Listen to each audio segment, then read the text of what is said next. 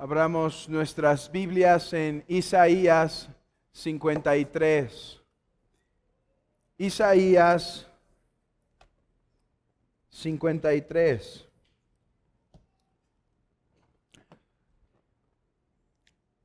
Vamos a ponernos en pie para leer el capítulo completo, versículo 1 hasta el versículo 12 de Isaías 53. Dice así la santa palabra de Dios. ¿Quién ha creído a nuestro anuncio?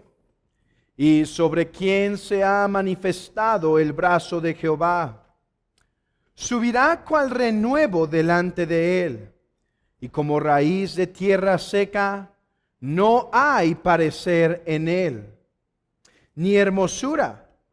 Le veremos más sin atractivo para que le deseemos.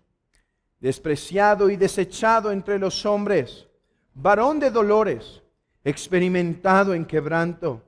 Y como que escondimos de él el rostro, fue menospreciado y no lo estimamos. Ciertamente llevó él nuestras enfermedades y sufrió nuestros dolores. Y nosotros le tuvimos por azotado, por herido de Dios y abatido. Mas él herido fue por nuestras rebeliones, molido por nuestros pecados. El castigo de nuestra paz fue sobre él, y por su llaga fuimos nosotros curados. Todos nosotros nos descarriamos como ovejas, cada cual se apartó por su camino, mas Jehová cargó en él el pecado de todos nosotros. Angustiado él y afligido, no abrió su boca. Como cordero fue llevado al matadero, y como oveja delante de sus trasquiladores, enmudeció y no abrió su boca. Por cárcel y por juicio fue quitado, y su generación, ¿quién la contará? Porque fue cortado de la tierra de los vivientes, y por la rebelión de mi pueblo fue herido. Y se dispuso con los impíos su sepultura, mas con los ricos fue en su muerte. Aunque nunca hizo maldad, ni hubo engaño en su boca. Con todo eso, Jehová quiso quebrantarlo, sujetándole a padecimiento. Cuando haya puesto su vida en expiación por el pecado, verá linaje, vivirá por largos días. Y la voluntad de Jehová será en su mano prosperada. Verá el fruto de la aflicción de su alma y quedará satisfecho. Por su conocimiento justificará mi siervo justo a muchos y llevará las iniquidades de ellos. Por tanto, yo le daré parte con los grandes, y con los fuertes repartirá despojos. Por cuanto derramó su vida hasta la muerte, y fue contado con los pecadores, habiendo él llevado el pecado de muchos y orado por los transgresores. Esta es la palabra de Dios. Podemos sentarnos.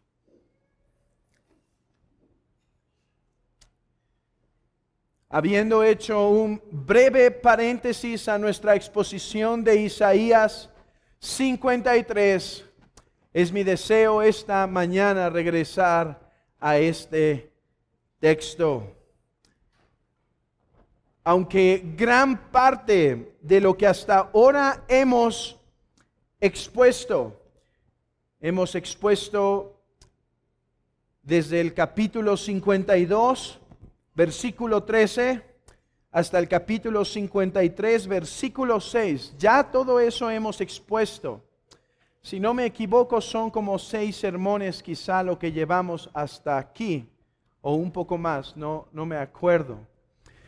Y todo lo que hemos visto en estos sermones tiene que ver, sin lugar a dudas, con el sufrimiento que Cristo experimentó, con los padecimientos del Mesías, con los padecimientos del Salvador Jesucristo. Pero de una forma especial, los versículos que el día de hoy vamos a atender para contemplar, nos transportan a los sufrimientos de Cristo más íntimos, más particulares. Todo ha sido en parte del sufrimiento de Cristo. Pero los versículos que hoy vamos a meditar se colocan en lo que ha sido denominado por algunos como la vía dolorosa. O sea, aquellos eventos de Cristo en sus últimas horas.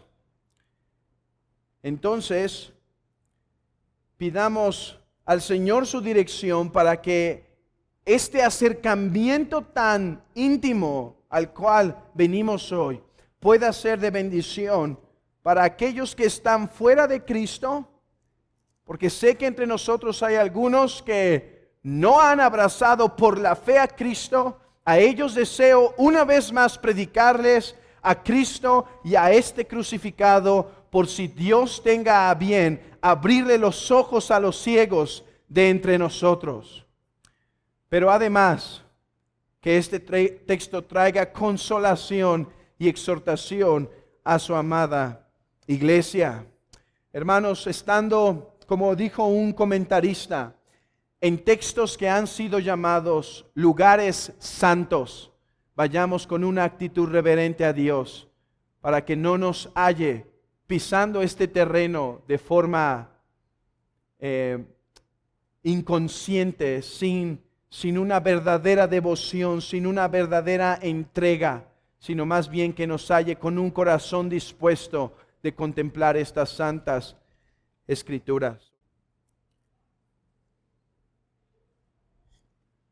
Aquel texto que vamos a estar contemplando es versículo 7 al versículo 9 de Isaías 53, el cual dice: angustiado él y afligido, no abrió su boca.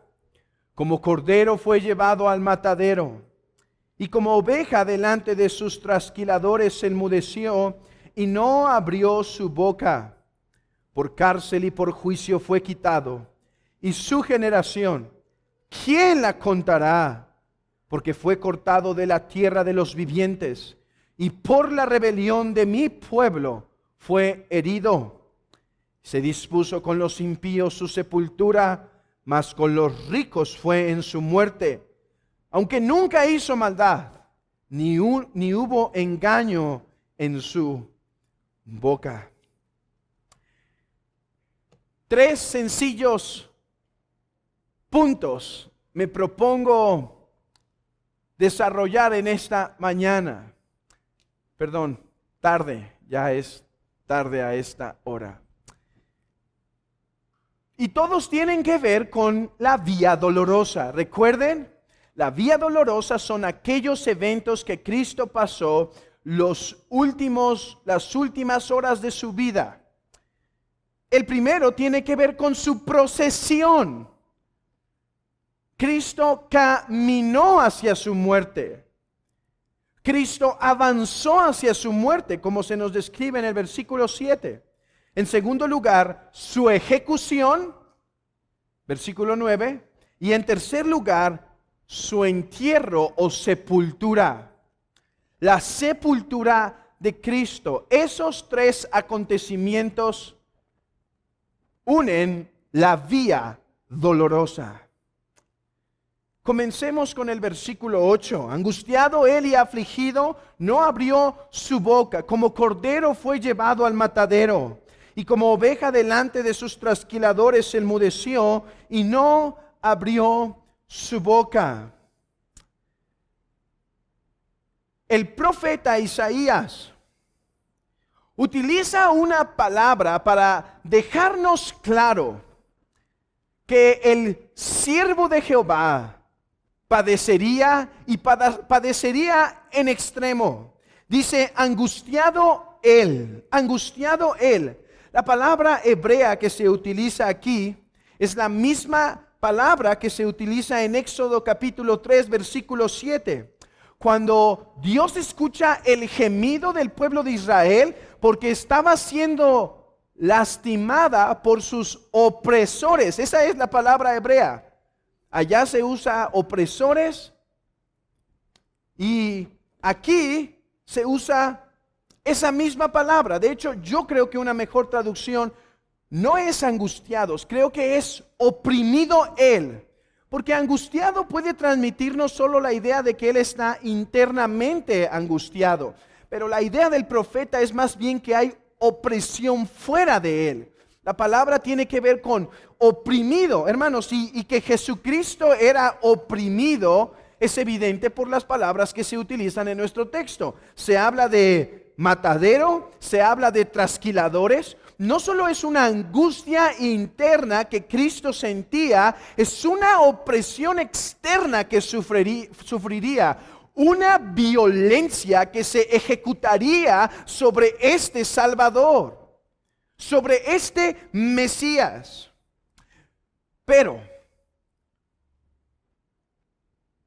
el profeta no solo nos quiere enfatizar nuevamente el dolor y la opresión, lo lastimoso que sería su sacrificio. El profeta quiere darnos la actitud de Cristo en cuanto al sacrificio. Es evidente, hay tortura, hay opresión, hay violencia ejecutada, pero hermanos, el profeta ya nos dijo esto anteriormente. El punto del profeta aquí no solo es insistir en que sería oprimido, que sería violentado. El propósito del profeta aquí es insistir en la actitud del Mesías ante tal sufrimiento. Por eso llamamos este punto la procesión de Cristo. ¿Cuál es la actitud de Cristo? ¿Cómo es que Él marchaba ante tal violencia que le esperaba? La palabra, se usa una metáfora aquí para describirnos esto. ¿Y cuál es esta metáfora? La de ovejas. Lean conmigo versículo 7. Angustiado él y afligido no abrió su boca, como cordero fue llevado al matadero, y como oveja delante de sus trasquiladores enmudeció. El profeta usa esta metáfora para enseñarnos cuál era la actitud del Mesías ante tal violencia. Hermanos, ya se había usado la metáfora de ovejas, pero ¿para quién se usó la metáfora de ovejas? Versículo 6. Todos nosotros nos descarriamos como ovejas. La metáfora de ovejas en el versículo 6 es para nosotros. Nosotros como ovejas, ¿cómo son las ovejas? ¿Se acuerdan de esa comparación que hicimos? Bueno, se les enseña el camino y son necias para desviarse. Así nosotros los pecadores. Se nos enseña el camino y nos desviamos. Aparte, la oveja es necia no solo al alejarse del camino, se aleja del pastor que cuida de su alma. Abran brevemente su Biblia en Primera de Pedro capítulo 2. Quiero enseñarles cómo el apóstol Pedro usa esta metáfora aquí. Versículo 25, Primera de Pedro 2:25. Porque vosotros erais como ovejas descarriadas, pero ahora habéis vuelto al pastor y obispo de vuestras almas. Qué hermoso texto. Como ovejas no solo somos necias de alejarnos de la ley, nos alejamos del que complace nuestra alma. Eso es lo peor que le pasa a la oveja. Se aleja de aquel que la ama, de aquel que la cuida, de aquel que le puede proveer. Dice el apóstol Pedro, así éramos nosotros, esas ovejas descarriadas que se habían alejado del obispo de vuestras almas. Obispo de vuestras almas.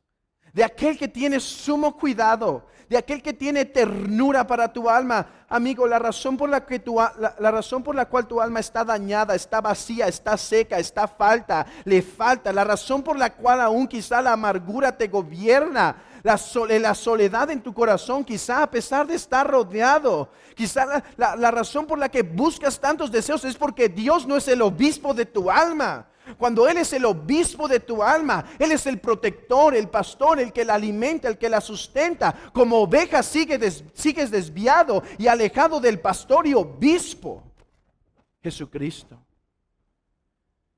Así que para eso se había usado la metáfora oveja, para decirnos, violamos la ley como ovejas, nos desviamos del camino y nos estamos secando como ovejas que se perdieron del pastor.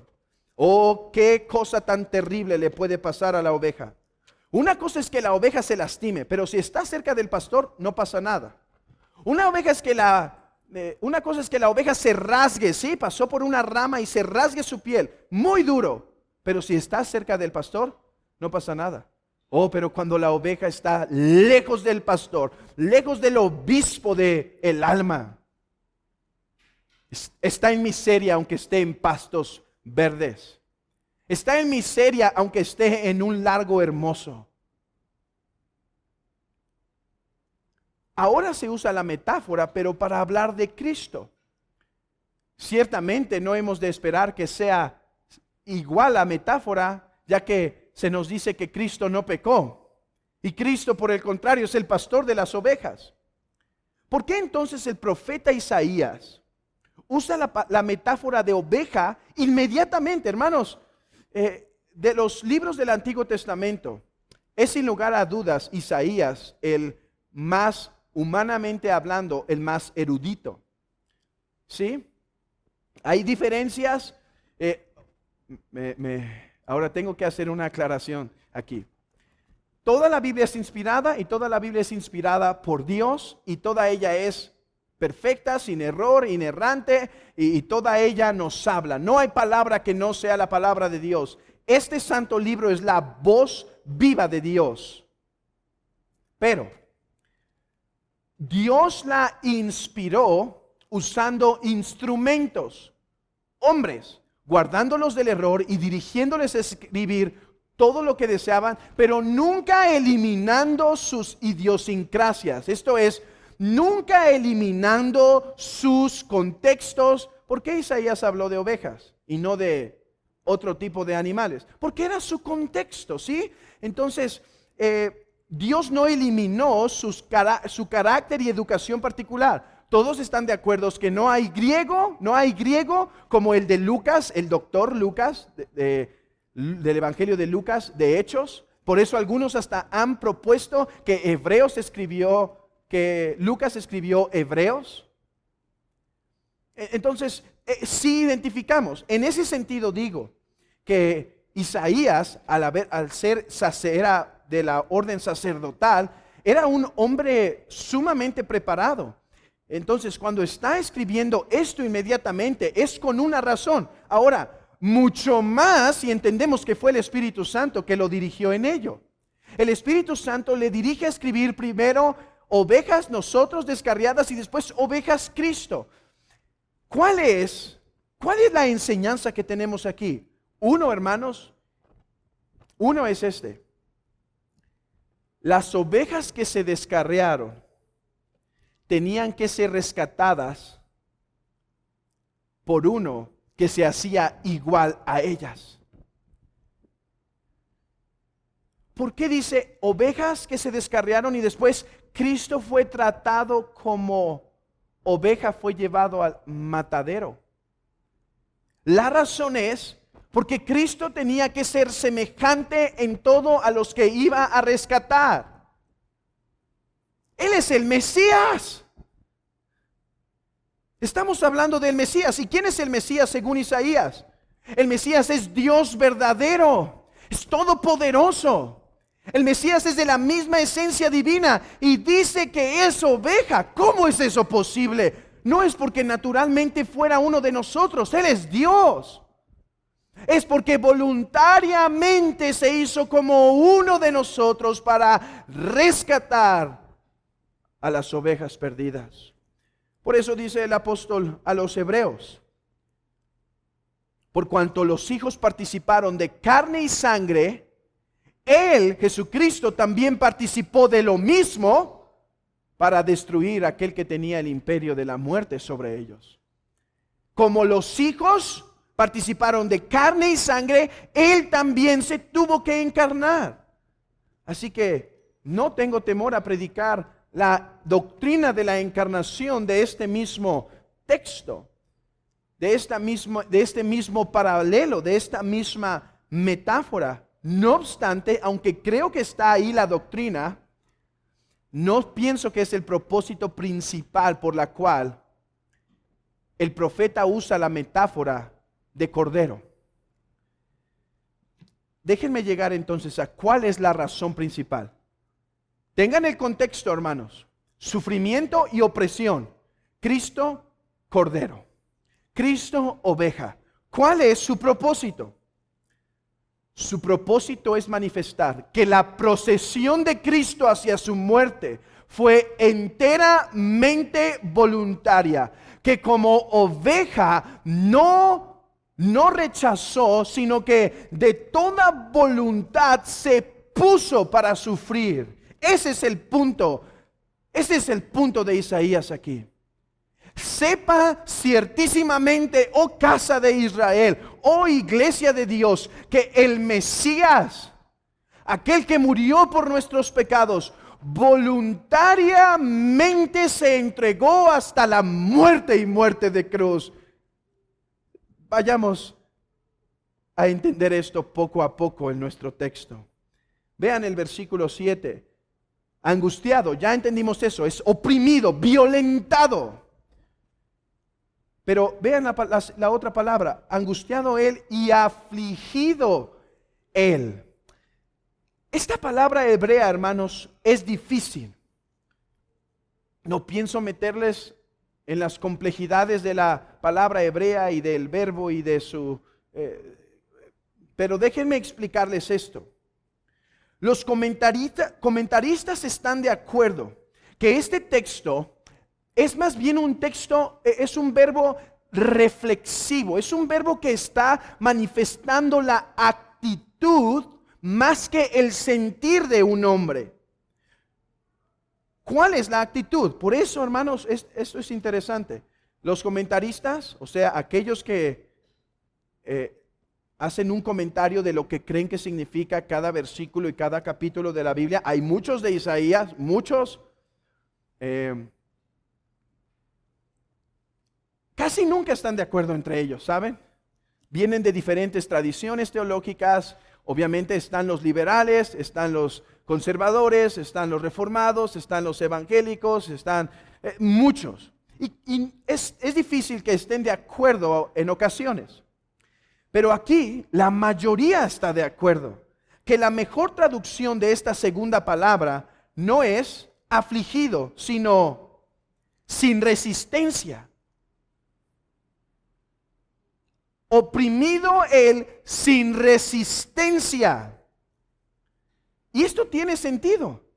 Esto tiene sentido porque ¿de qué trata todo Isaías 53, versículo 7? Vean, como cordero fue llevado al matadero, sin resistencia.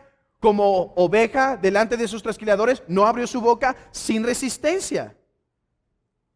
Así que el punto aquí es que cuando dice no abrió su boca, por ejemplo, es no intentó alegar o litigar para escapar de la grande pena que le esperaba. Hermanos, esa fue la actitud de nuestro Señor Jesucristo en su pasión. Así tan voluntariamente, tan deseosamente caminó a la cruz.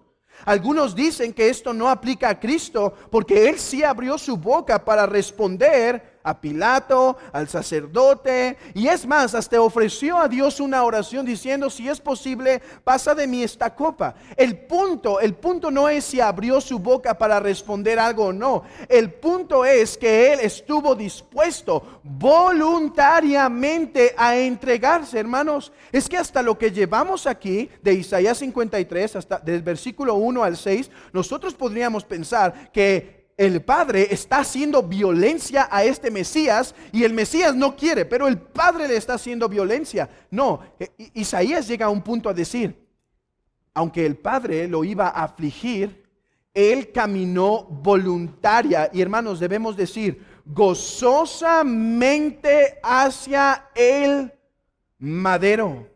No respondió cuando mentiras hablaban de Él.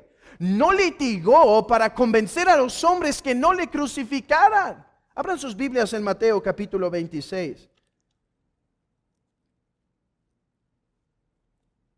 Mateo capítulo 26,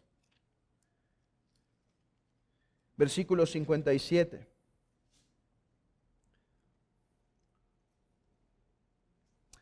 Los que prendieron a Jesús le llevaron al sumo sacerdote Caifás, a donde estaban reunidos los escribas y los ancianos.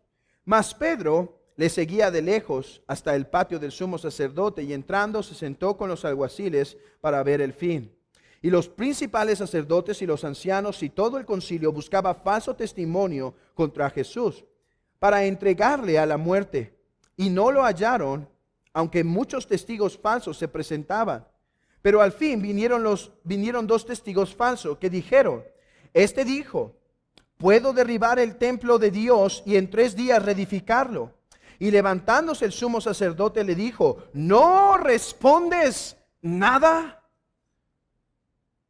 ¿Qué testifican estos contra ti? Mas Jesús callaba. Entonces el sumo sacerdote dijo, te conjuro por Dios, por el Dios viviente, que nos digas si tú eres el Cristo, el Hijo de Dios. Jesús le dijo, tú lo has dicho. Y además os digo que desde ahora veréis al Hijo del Hombre sentado a la diestra del poder de Dios y viniendo en las nubes del cielo. Entonces el sumo sacerdote rasgó sus vestiduras diciendo, ha blasfemado. ¿Qué más necesidad tenemos de testigos? Vean esto, hermanos. Es evidente en este texto que Cristo nunca intenta argumentar, guarda silencio en cuanto a lo que compete para defenderse de su liberación. Nunca intentó liberarse. Nunca intentó insistir o litigar sobre su inocencia. Hermanos, él permitió que se le acusara falsamente de pecado, de blasfemia. Y nunca cayó, y nunca se defendió de eso, sino que hasta la muerte llegó. Por eso dice el apóstol Pedro, abran sus Biblias en Primera de Pedro, capítulo 2. Y si quieren pongan un separador ahí, porque vamos a regresar a él pronto. Primera de Pedro, capítulo 2, versículo 22.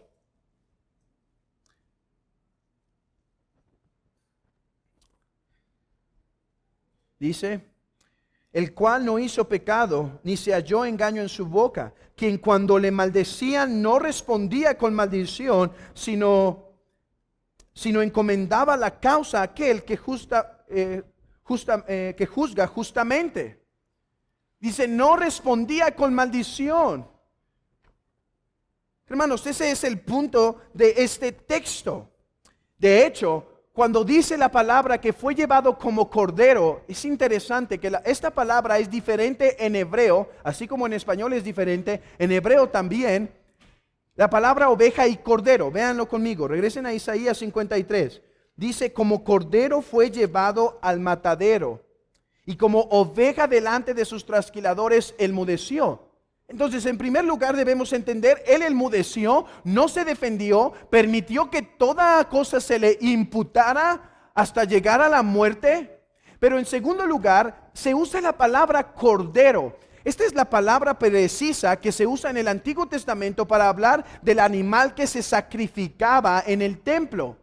El punto es, el Mesías tiene un claro entendimiento que su fin es ser sacrificio, y él voluntariamente se pone y no se opone a tal situación.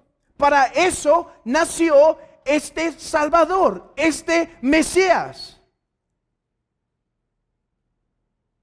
no puso oposición. En nada se rebeló ante tal situación. Abran sus Biblias en Lucas capítulo 9. Algunos piensan que lo que le pasó a Cristo fue una mala suerte. Si fuera una mala suerte, hubiera resistido lo más que pudiera, hubiera litigado, hubiese llamado a los abogados para intentar que abogaran a su defensa, pero no lo hizo porque Él nació para eso, nació para morir. Lucas 9, versículo 51.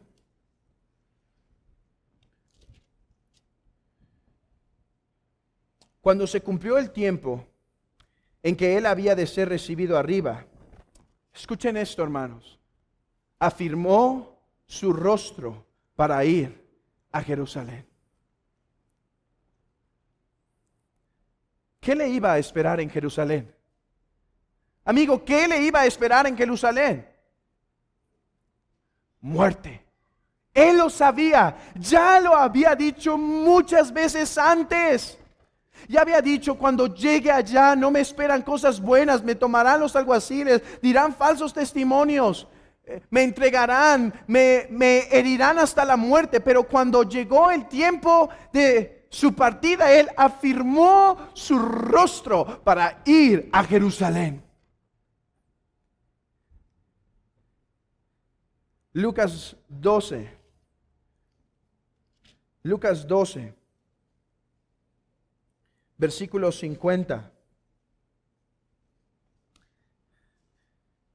De un bautismo tengo que ser bautizado, como me angustio que se cumpla. Estoy de acuerdo con los comentaristas que dicen que este texto es, ¿cómo deseo que ya llegue aquel momento? Hermanos, por un lado, Él no quería que se cumpliese en el sentido que sabía la ira que vendría. Pero cuando Él contemplaba que su sacrificio era para la salvación de los hombres, entonces lo alentaba saber que iba a llegar a ese día. Eso se me hace semejante cuando llega a la Santa Cena, a la Pascua, para inaugurar la Cena del Señor, y dice, ¿cuánto he deseado pasar con ustedes esta Pascua? Aquí también, ¿cuánto me angustio para que ocurra aquel día de mi bautizo? ¿Qué se refiere a su bautizo? En el contexto es la ira de Dios. Dice, tengo que beber la copa y deseo que ocurra. ¿No vemos esta voluntad también cuando se acercan Judas para besarle y entregarlo? Y entonces Pedro saca la espada, corta la oreja. ¿Y qué dice el Señor? Hey, los demás, ustedes 10, saquen sus espadas, maten, defiéndanme, que no me entreguen. Dice Pedro, mete tu espada. El que mata a espada morirá. Yo para esta hora he llegado. Aquí estoy. ¿Por qué vienen con palos? Aquí, yo me entrego. A estos, déjenlos ir. ¿Me quieren a mí? Déjenlos a ellos. Hermanos, esta fue la actitud del Mesías, voluntariamente entregándose, voluntariamente dándose. Es cierto, humanamente fue una injusticia, como lo vamos a ver en un momento. Humanamente el juicio no fue correcto, todo estaba mal, todo estaba chueco, pero divinamente hablando, ese era el plan de Dios, que el Mesías diese su vida. Él voluntariamente se acerca al madero, Él lo abrazó. Oh amigo, que esta sea una razón para poner tu esperanza en Cristo. Que esta sea una razón, tú que dudas si Él te podrá perdonar, si Él te quiere perdonar, si no eres suficiente malo como para que ya no haya perdón para ti. Mira esto, Él tomó el madero voluntariamente, Él lo cargó voluntariamente, Él lo pasó voluntariamente. ¿Quién crees que es Jesús?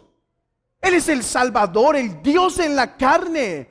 Él sostenía la mano de quien le clavaba el clavo en su mano y en sus pies. Él le daba aliento para que lo hiciera. Ese es el amado Salvador, aquel que voluntariamente sostenía el mundo, sostenía la cruz, sostenía a sus opresores, les daba vida para que lo pudieran herir. Él vino a sufrir voluntariamente por causa de nuestros pecados. ¿Despreciarás su voluntario sacrificio? Habiendo Él tomado la cruz voluntariamente, ¿por qué crees que la tomó? ¿Por qué crees que la tomó con tal pasión? ¿Crees que necesitaba algo de la cruz Él? La tomó voluntariamente porque amó a los pecadores. La tomó con gozo, la tomó con pasión, con determinación, con deseo. Porque no hay otra salvación para los pecadores, porque no hay otro medio. Oh sí, cuando el Padre dijo, estos morirán, Él voluntariamente dijo, Padre, yo muero por ellos, yo abrazo el madero por ellos. ¿Te imaginas? Aquellos malvados que usaron los clavos para ponerlo en la cruz. Entiende esto. Cristo les estaba dando la vida en ese momento y la fuerza. Cada movimiento del músculo, cada nervio, cada flujo de sangre que pasaba era Cristo que los estaba capacitando para que ocurriera. Por amor. Oh, amada iglesia. Oh, amada iglesia, contempla a este tu Salvador. Mira qué glorioso Salvador. Tu Salvador no es uno que a regañadientes tuvo que agarrar el madero, que Él no deseaba, no. Él afirmó su rostro para ir a Jerusalén. Él tomó la cruz voluntariamente. Él no escapó. Él le dijo a Pedro, Pedro, si yo quiero ahorita mando a una, ¿crees que necesito tu espadita, Pedro? Si yo quiero ahorita pido una legión que descienda. Hermanos, si 2 ángeles destruyeron Sodoma y Gomorra, ¿qué haría una legión de miles de ángeles con estos? Podrían destruir el mundo 100 veces para defender a su creador, a su Dios. Podían desaparecer el mundo. Pero Él dijo, no. ¿Por qué no la llamó? Oh, amada iglesia, por ti. Este es tu Salvador personal. Este es tu amante Salvador. Oh, cuánto Él nos ama. Oh, que un vislumbre el Espíritu Santo nos dé esta mañana de su amor. Iglesia, mira cuánto Él nos ama. Voluntariamente, no se negó. Él todo lo dio. Voluntariamente caminó cada paso, cada látigo. Es cierto, había dolor, pero había determinación y era su voluntad pasarlo todo por amor a ti, mi amado hermano. Por tú que estás en Cristo, para ti fue eso. Para ti sufrió Él y en nada escatimó su cuerpo, ni su sangre, ni su vida. Fue para nosotros, oh iglesia. No te hace esto querer dar una devoción más excelsa a tu Cristo y Salvador. No te hace esto avergonzarte de lo que escatimas para tu Salvador. De la pesadez que solemos tener para servirle, de la pesadez que solemos poner para darle de nuestro esfuerzo, darle de lo que Él nos da. ¿No es esto una vergüenza que nos da? Oh, que sea una vergüenza, pero que nos mueva a una mayor devoción, iglesia. Si Él tomó el madero con gozo, no caminaremos nosotros la vida con gozo. ¿Duele? Sí. ¿Es difícil la vida cristiana? Aunque hay tiempos de paz, hay tiempos de tribulación. Oh, pero mi Salvador caminó voluntariamente.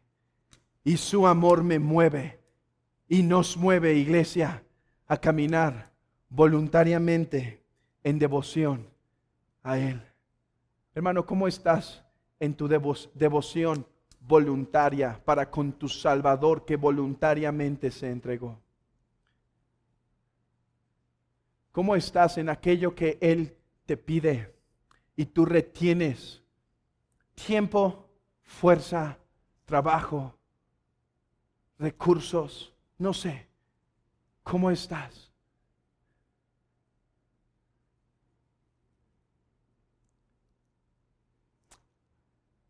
Pero iglesia, no solo es una fuente de consolación esto, es una fuente de exhortación. Regresen sus Biblias a Primera de Pedro, capítulo 2.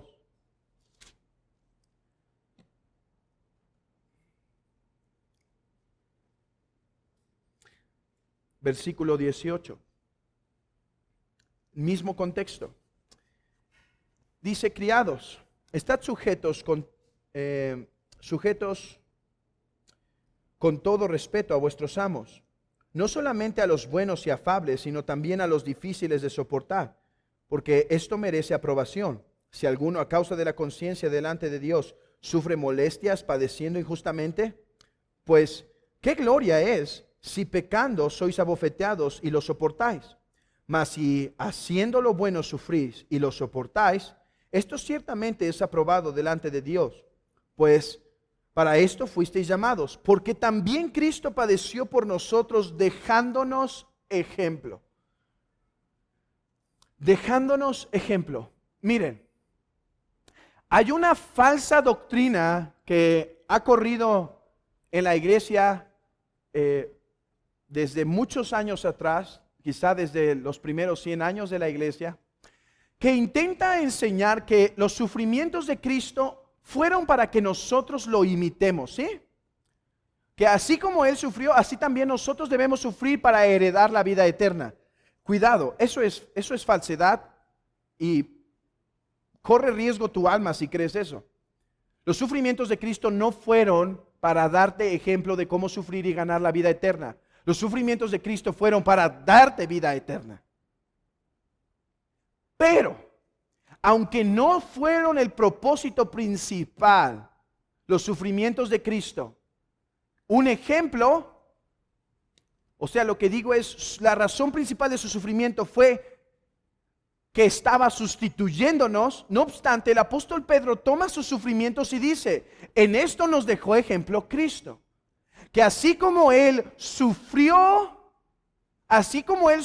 cuando lo acusaban falsamente, así, hermanos, dice el apóstol Pedro, nosotros debemos sufrir en este mundo, aun si hacemos el bien. Dice, a todos nos puede ir mal si cometemos pecado.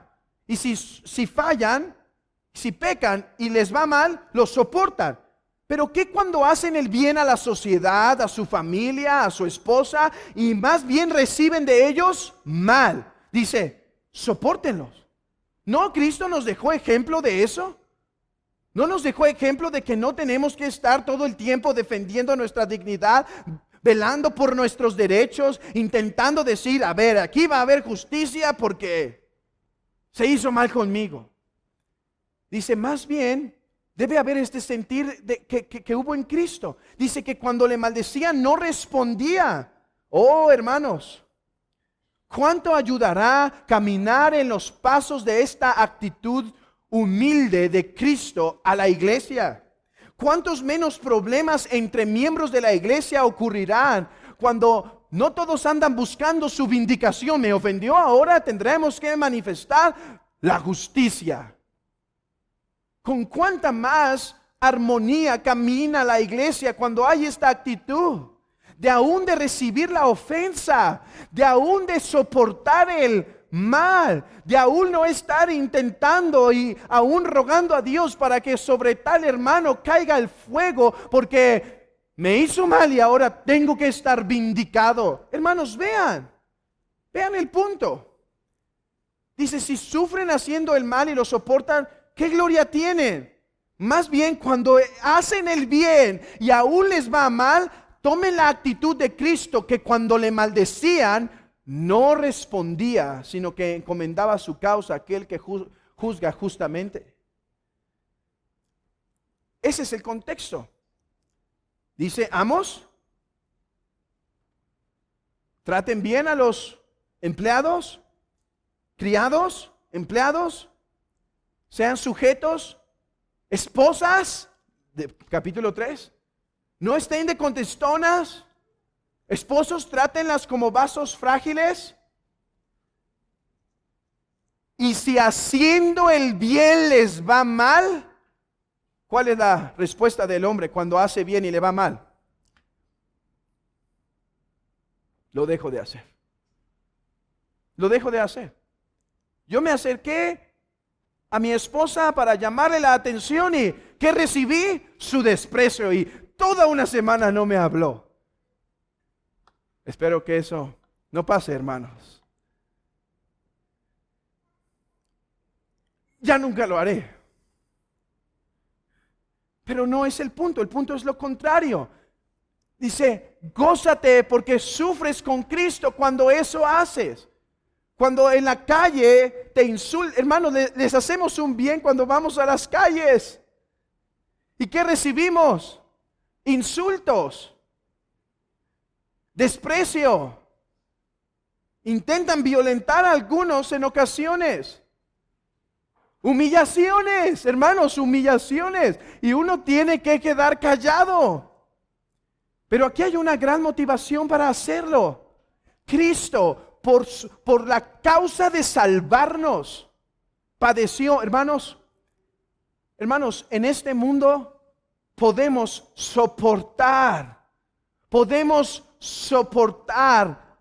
las maldiciones, el maltrato, el desprecio del mundo, con tal de predicarles a Cristo, aún con un carácter apacible, aún con un carácter humilde.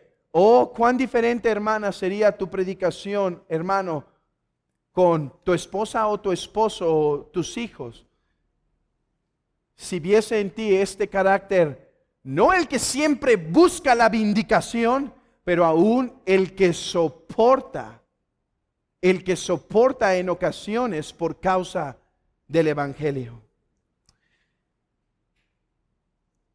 Pero tenemos que continuar. Habiendo contemplado la procesión voluntaria de Cristo al sufrimiento, ahora pasemos al evento de su ejecución. Versículo 8.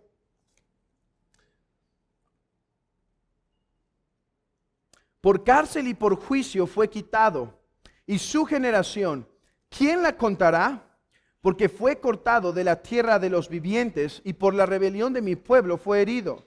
Cuando dice por cárcel y por juicio fue quitado, está profetizando la forma en la cual nuestro Señor llegaría a la muerte. Quitado, en Proverbios capítulo 24, versículo 11, se usa como muerto, uno que es muerto, uno que pierde la vida. Fue quitado. Cuando dice por cárcel y por juicio, se refiere a que fue a través de juicio que fue quitado, ¿sí? Y no obstante, su generación no lo consideró, porque fue cortado de la tierra de los vivientes. Hermanos, recuerden que Isaías está profetizando 700 años antes de que esto pase. No sé, tendría que corroborarlo históricamente para esto, pero estoy muy seguro, si me equivoco, lo corregiré, que para este tiempo ni siquiera el método de castigo de crucifixión existía. El profeta estaba hablando aquí sin haber visto el Mesías. ¿No es impresionante esto? O sea, no haberlo visto en el sentido como Pedro y los apóstoles. Está 700 años antes hablando. Cuando nosotros leemos Isaías 53 a la luz de los evangelios, es claro que cuando dice que por juicio fue quitado, está hablando del juicio de Pilato, el juicio chueco que hizo, la maldad, que y su generación, ¿quién la contará? Es una forma en la que el profeta se lamenta que a pesar de que fue cortado de la tierra de los vivientes por causa nuestra, no obstante, nadie creyó. No le creían, a lo suyo vino, mas los suyos no le recibieron. Algo que ya hemos contemplado. Más bien es en esta parte, hermanos, que me gustaría que prestemos la atención. Versículo 9, primera parte del versículo 9. Y se dispuso con los impíos su sepultura. ¿Qué quiere decir que se dispuso con los impíos su sepultura, hermanos? Piensen esto. Isaías está anticipando la forma de muerte que Cristo padecería. La forma de muerte. ¿Cómo sería esta muerte? Una donde su sepultura sería con los impíos. Tenemos que entender algo de la cruz romana para entender Isaías 53. Hermanos, la cruz romana era un elemento de tortura tan intenso, tan humillante, hermanos. Se supone que la gente moría colgado en la cruz por días, podía durar días. De hecho, hay registros históricos de algunos que estuvieron colgados por días y después pudieron vivir. Sus familiares fueron, lo desataron, porque debía durar ahí días. Moría en agonía, con las heridas que traía, moría lentamente. Es más, animales carroñeros llegaban mientras todavía estaba vivo el hombre a intentar comerlo de antemano. Era una muerte trágica, una muerte además vergonzosa. El que moría en la cruz moría totalmente desnudo para avergonzarlo públicamente, despojándolo de todo. Por eso, la cruz era considerado un método de sepultura en un sentido. ¿Por qué? Porque el hombre que moría en la cruz, hermano, nunca iba a ser sepultado dignamente. Hermanos, ¿quiénes estaban en una cruz? En una cruz estaban ladrones, violadores, traicioneros de la patria. Los romanos solo un crimen castigaban con crucifixión. O sea, entre los romanos solo uno. ¿Cuál? Traición. Traición a la patria. De ahí en fuera, ningún romano podría ser crucificado, porque era lo más vergonzoso. Solo los que no eran romanos merecían ese tipo de muerte. Hermanos, las personas ahí eran verdaderamente criminales. Verdaderamente hombres malvados en todo sentido. Nadie iba a buscar enterrarlos. Su entierro iba a ser que las hienas y los animales carroñeros lo devoraran. No iban a tener un sepulcro digno, una sepultura digna. Nunca. Ese es el punto del profeta Isaías, de lo que está anticipando de la muerte de Cristo. Y se dispuso con los impíos su sepultura, hermanos. Lean un poquito adelante del versículo 10. ¿Más qué? Más con los ricos fue en su muerte. ¿Qué quiere decir aquí? Bueno, con los ricos fue en su muerte, está hablando de su sepultura. Su muerte está siendo descrita como un sepulcro de impíos. Cristo moriría de la forma en la que los criminales morían. Cristo moriría con aquellos que no merecen una sepultura digna. Murió como malhechor, de la forma más vergonzosa, aunque era santo y sin mancha, y no obstante, aunque todo esto padeció por causa de su pueblo no lo consideró, su pueblo no lo contempló. Oh amigo, ¿qué de ti esta tarde? Escuchas de esta cruz cruenta, de esta cruz sangrienta, de esta cruz vergonzosa, ¿y qué es lo que provoca en tu corazón? Déjame te digo algo. Fue por causa de nuestros pecados que Él moría en el madero. Esa vergonzosa cruz la padecía por nosotros. Esa cruz que le trajo vergüenza, que le trajo humillación, fue para ti, oh hermano, en el momento que seas llevado a escatimar para Cristo, para su obra, para su reino, considera esto. Él no escatimó ni una cosa y padeció toda vergüenza por nosotros. Oh hermanos, yo me pregunto, ¿qué sería de una iglesia inflamada con este amor? ¿Qué sería de una iglesia apasionada al comprender estas gloriosas verdades, hermanos? Necesitamos que el Espíritu conmueva nuestros corazones con esto. Pero déjenme terminar con algo muy glorioso de este texto. Mas con los ricos fue en su muerte. Mas con los ricos fue en su muerte. Hermanos, este es como una mina de oro que yo realmente antes no me había dado cuenta que existía. Y espero que hoy te vayas también gozoso al encontrar esta verdad en el texto. Dos preguntas hagámosle a esta frase. Uno, en el hebreo, hermanos, la palabra no es muerte, sino muertes. Dice, mas se dispuso con los ricos en sus muertes. ¿Qué significa por este plural? Muertes. Dos, ¿qué quiere decir que su muerte fue con los ricos? Comencemos con la primera pregunta. Esto solo nos tomará unos minutos, no se preocupe. La palabra hebrea por muerte es el plural. Los muertes. Hermanos, hay varias razones por las cuales en el Antiguo Testamento se llega a usar el plural para sujetos en singular, ¿sí? O sea, se puede decir, él tuvo una muertes. Eso es usar un singular, él, muertes. Hay varias razones por las cuales en el hebreo se utiliza este plural. Mi pensamiento es que el profeta habla aquí como un creyente que considera la muerte del Mesías entre los impíos. Escuchen, hermanos, la muerte entre los que no merecen sepulcro, sino mueren siendo comidos por los animales, tirados en el piso, quemados quizá ahí aventados en la tierra, que aquel que murió con tal vergüenza y humillación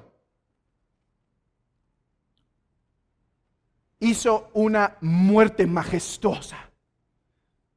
Es lo que se llama en el hebreo el plural de majestad.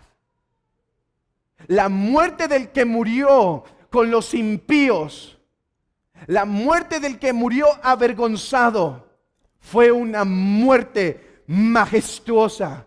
Oh, aquí Isaías habla como uno que cree.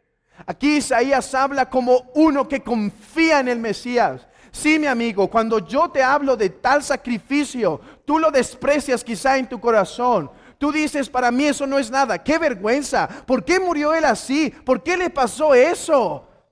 Oh, pero aquel que pone su confianza en Cristo dice, esa muerte, la muerte de ese Salvador es majestuosa para mí, porque por esa humillante muerte, por esa dolorosa muerte, Él rescató mi alma. Por esa muerte de dolor, por esa muerte de vergüenza, Él me rescata. Por eso Pablo puede decir, hermanos, Pablo puede decir, me glorío en la cruz de Jesús.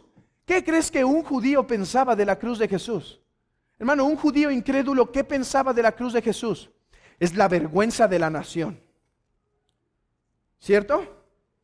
¿Por qué? Porque un judío estaba proclamando que era Dios y que era Salvador. Y tuvo que ser crucificado de la forma más vergonzosa. Decir, de hecho, ¿qué pasa cuando ponen encima de la cruz Jesús Nazareno, Rey de los judíos? Dicen, quítalo, nos avergüenza. Pon que se dice ser Rey de los judíos. Esa es la actitud del hombre natural. El que no puede ver la cruz de Cristo y decir es hermosa. Pablo puede decir, mi gloria es la cruz de Cristo. Hermano, déjame intentar explicarte qué es gloriarnos en la cruz. Mira, cuando el papá trae a su hijo, ¿sabes? Camina diferente, ¿sí? Ya aprendió a caminar, ya dice papá, y ese domingo empieza a caminar diferente. Está ensalzado y está hablando quizá de un texto de la Escritura y el papá ya dice papá. Y mira, y cuando una abuelita está contenta de su nieto, no. La mujer no deja hablar del nieto y casi lo pone como un Einstein cuando ni siquiera sabe hablar, ¿sí? Todos hemos tenido experiencias cercanas a esto. Eso es gloriarnos. Bueno, Pablo dice, me glorío en la cruz de Jesucristo. De lo que no dejo de hablar, de lo que no dejo de proclamar, de lo que me goza, de lo que me trae alegría, lo que me consuela, lo que me alienta, lo que me hace seguir adelante, es ese Mesías crucificado, porque su muerte fue una muerte de majestad, porque por esa humillación Él a mí me salvó. Pero una cosa más, ¿qué significa más con los ricos fue en sus muertes? ¿Qué significa que en los ricos? Aquí tenemos un problema de traducción. En hebreo no es plural, es singular. Entiendo por qué nuestra Reina Valera intentó acomodarlo. Abran sus Biblias en Isaías 53. Recuerden, hermanos, el hebreo es un lenguaje difícil. Y a veces el contexto es lo que te guía para interpretar la palabra que debe ser traducida. Vean por qué lo pusieron en plural. Versículo 9. Y se dispuso con los, ¿qué? Impíos, en plural, ¿sí? Mas con los ricos fue en su muerte. Es por eso que quizá nuestra traducción puso ricos. Pero vean cómo se lee la Biblia de las Américas. Se dispuso con los impíos su sepultura, mas con el rico fue en su muerte. En hebreo, rico no es plural, es singular. ¿Qué quiere decir esto? Hermanos, está hablando de José de Arimatea, aquel que fue a pedir el cuerpo de su majestuoso Salvador, que murió una majestuosa muerte, que lo fue a buscar para sepultarlo como los reyes. Para sepultarlo como rey. Porque aunque murió con los impíos, su muerte fue de majestad, no de humillación, fue de majestad. Y con los ricos, y como rey, y como Señor, sería sepultado.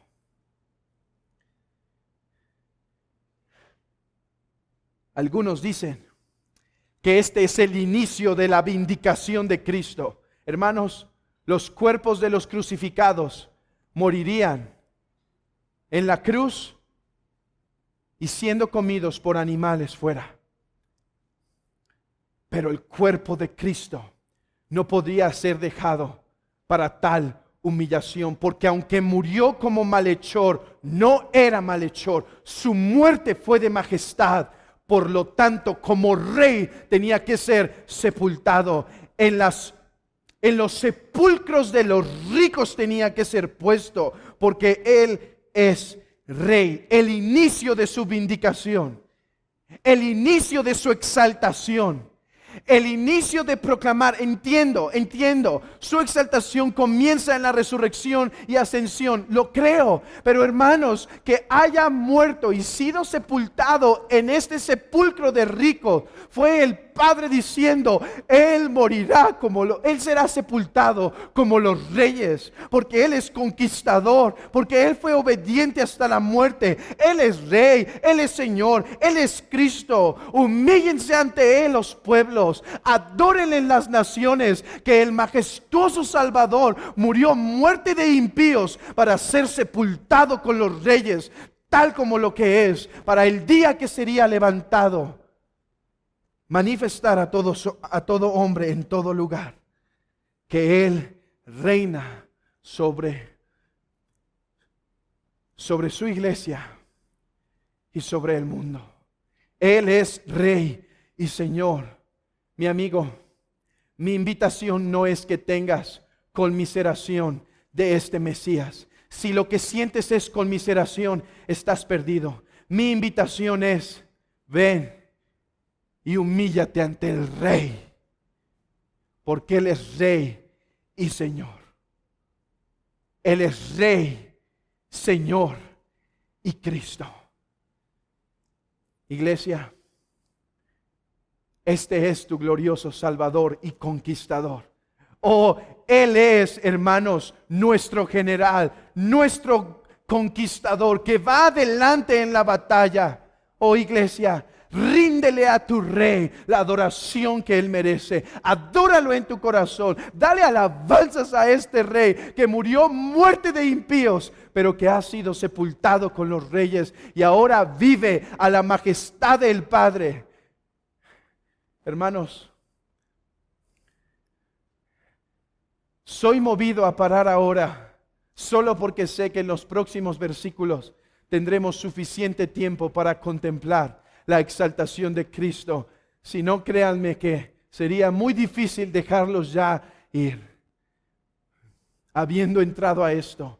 Pero nos esperan tiempos de gran contemplación de la majestad de nuestro gran Rey.